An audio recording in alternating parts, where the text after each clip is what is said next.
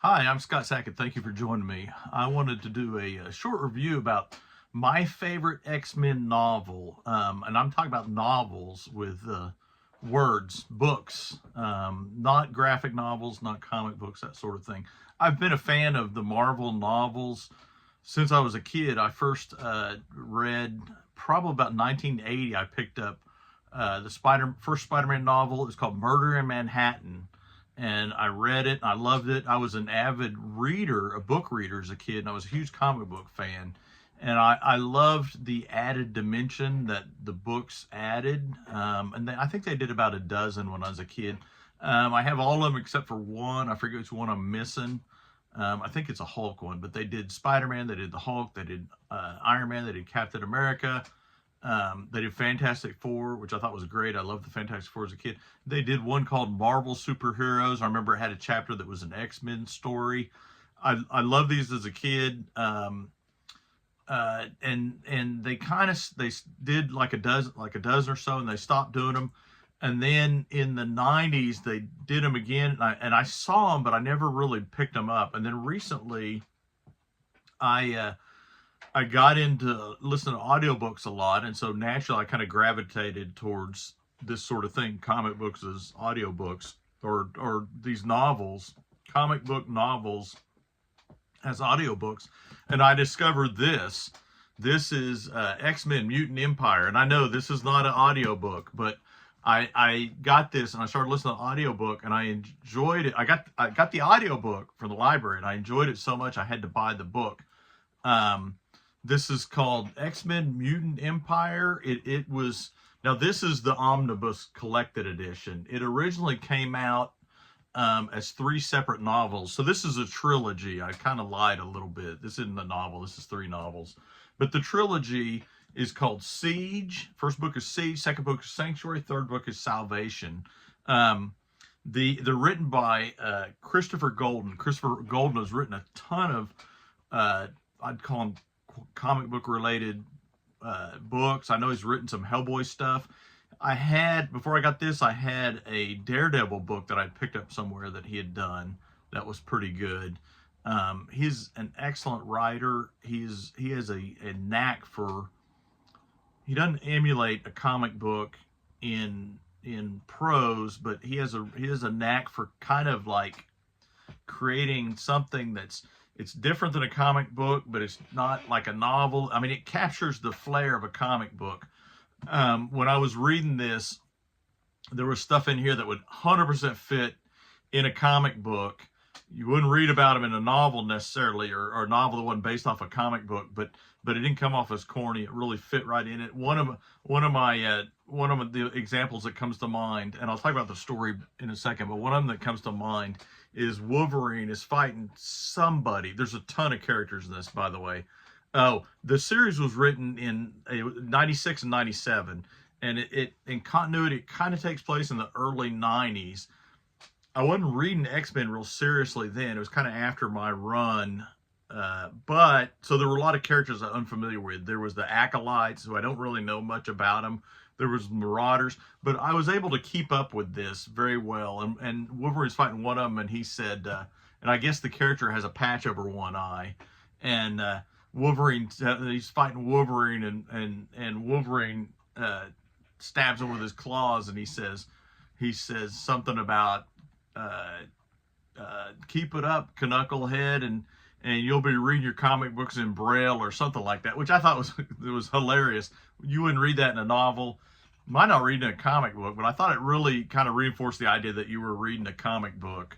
I thought the characters were very spot on. Oh, the story. And this is where this really shines. I think the plot is really good. The starts off, Magneto is in Avalon, his asteroid floating haven, if you want to call that. I think it replaced Asteroid M from the original comics. It may have been a rebuilding of that, I'm not sure. But he's on Asteroid M, and he has his acolytes around him, and one of them could teleport. I think it was Vote.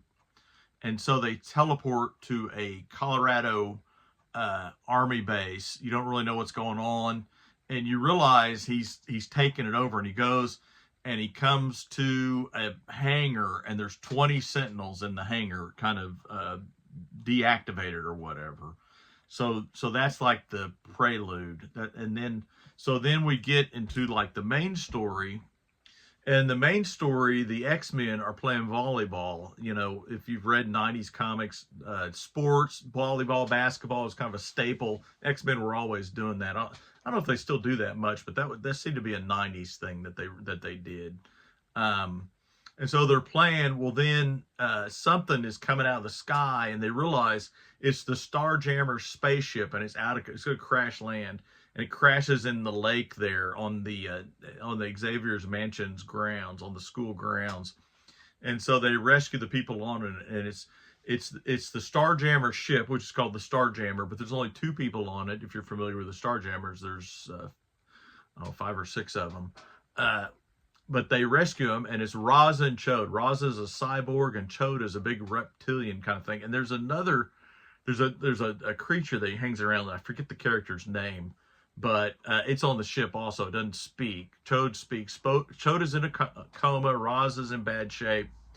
And so they're told that what's happened is the Shi'ar Empire. Now, the Shi'ar Empire is Xavier's girlfriend, Lilandra, is the, what's her title?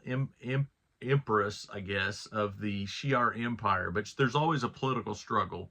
And I think it's her half-sister, her sister, Deathbird, has taken over, and she has arrested the Starjammers. And one of the Starjammers is Corsair. Corsair is Cyclops' father. Cyclops is like one of the leaders of the X-Men. And his dad is a space pirate. So they decide that they've got to get the Starjammer, and they're going to go through the Stargate and go rescue him.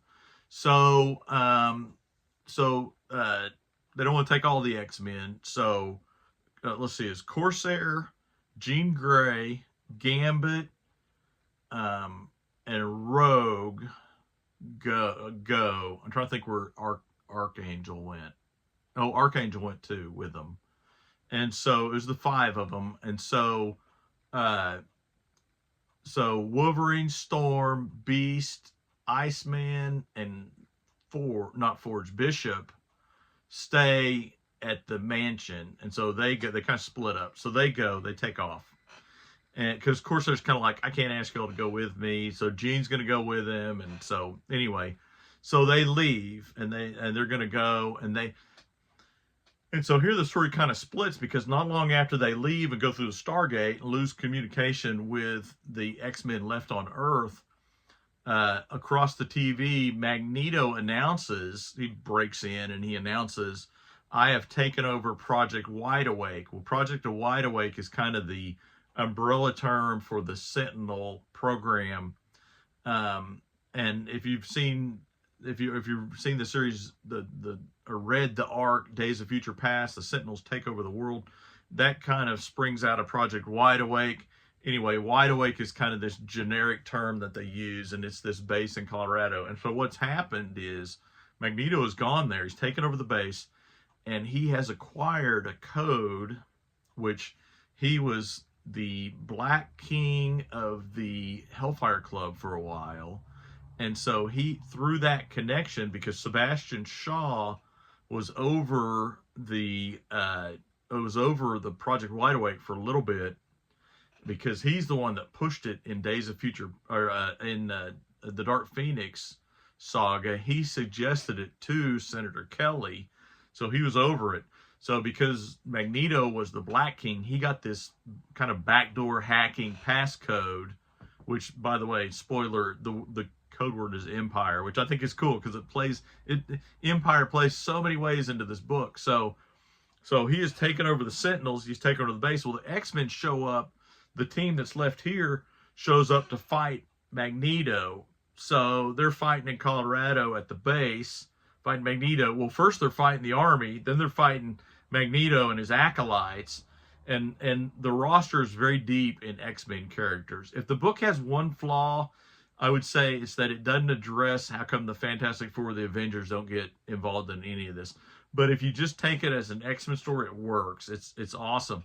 And Christopher Gold must have been a huge X-Men fan, or he did tons of research, because I was like, I was Googling trying to figure out who some of the characters were, but it's so well written that you can keep up with it. Anyway, so they fight Magneto. Magneto defeats him.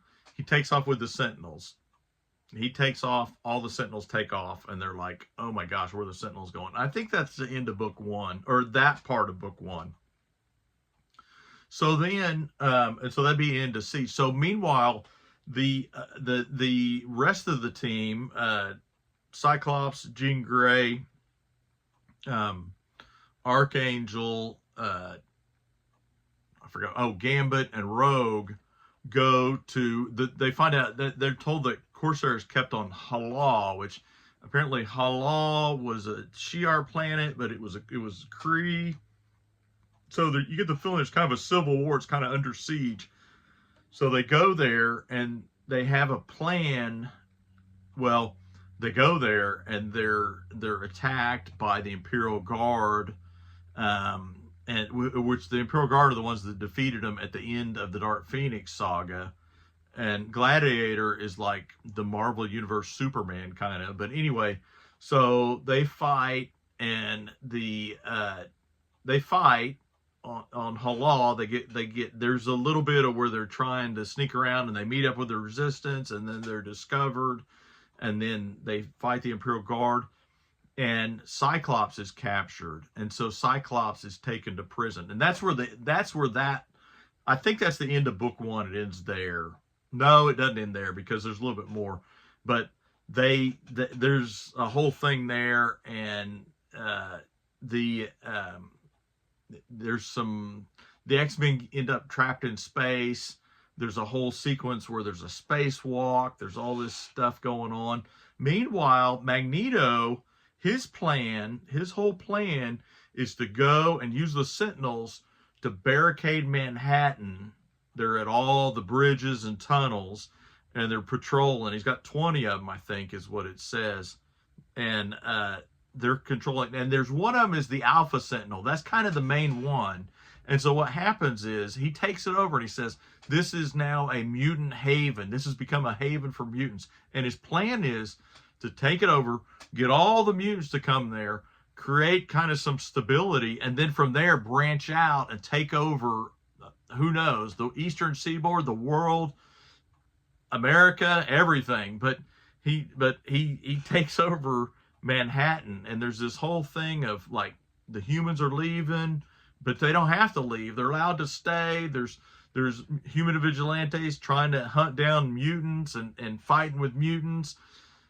The X-Men, meanwhile, are trying to infiltrate Manhattan. They're going through subway tunnels. They got to find out. They don't know where Magneto is. This part of the book reminded me a lot of two of my favorite movies.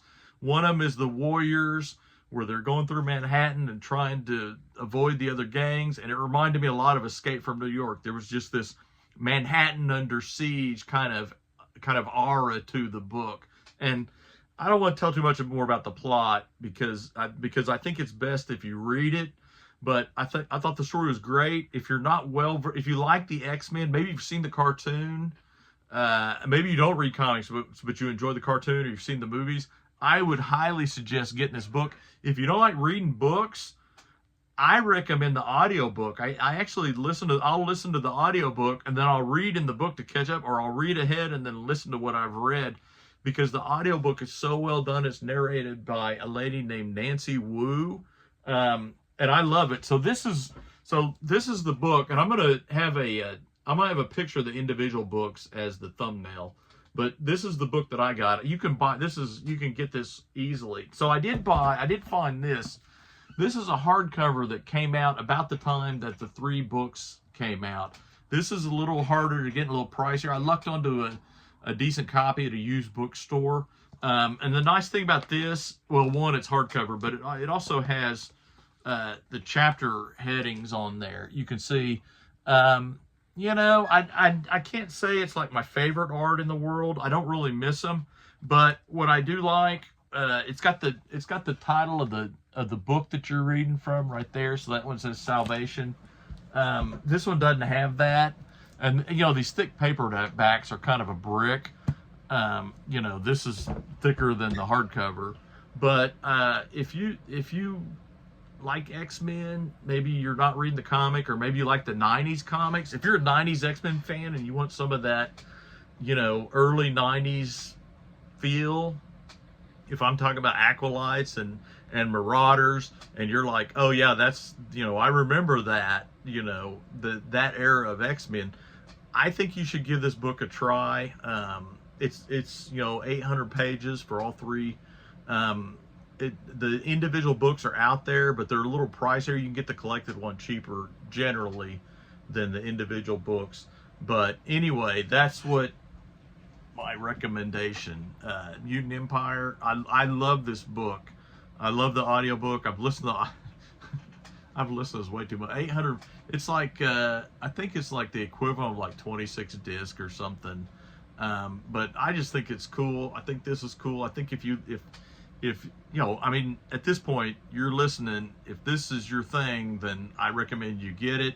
If me talking about, maybe you've read it and I misremembered something, or I talked about something wrong, feel free to comment. If you've read it, please comment below and let me know that you've read it, and let me know what you think about it.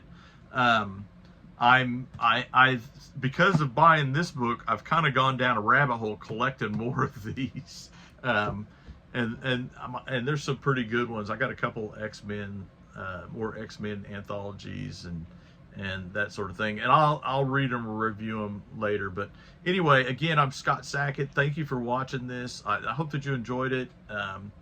You might check out some of my other videos if you like this. I talk about comics, I talk about drawing, I talk about art.